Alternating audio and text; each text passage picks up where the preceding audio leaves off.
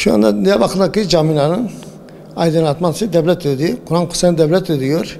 Isıtmayı devlet ödemiyor.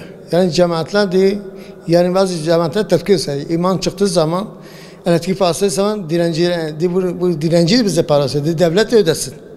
Yani devlet ödesin. Yani imamlar da zor duruma gidiyor. Yani bu diyanetin bir itibarı gidiyor. Devlet mesela diğer kurumlarda elektrik parası ödüyor. Isıtmayı ödüyor. Devlet dairelerinde, kurumlarında, okullarda olsun, şeyler olsun. Ama camilerde ödemiyor. Sadece aydınlatmayı ödüyor.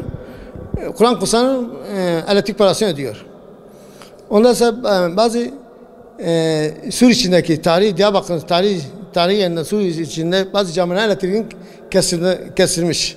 Yani buna para ödeyemiyorlar. Yani bu devletin ve diyanetin ayıbıydı.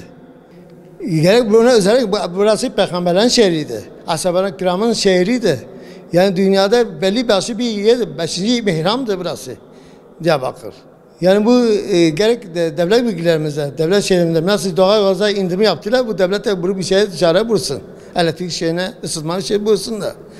Mesela kiliseler de elektrik giderini yapsınlar. Yani camın giderini devlet ödesin. Mesela elektrik olsun, yani şey olsun, bazı şeyleri olsun, masrafları. Yani bu diyanetin şeyiydi, itibarıydı. Şu anda cami inşaatının içindeyiz. Yani bu devlet bu camiye yardım etmiyor. Yardım etmiyor. Yani milletin bağışlarıyla bu seviyeye geldi. %80'de %20 kalmış. Yani ayrıca yani bu 5 yılda bu cami inşaatı devam etmekteydi.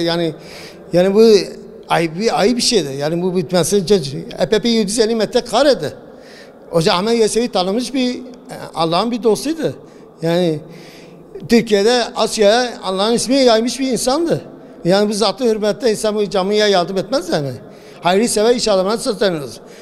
Önce Sayın Cumhurbaşkanımızdan sesleniyoruz. Yani bu el aslına bu camiye. %20 kalmış. Yani 3 milyon, yani yaklaşık 3 milyon TL ihtiyacı var bu caminin.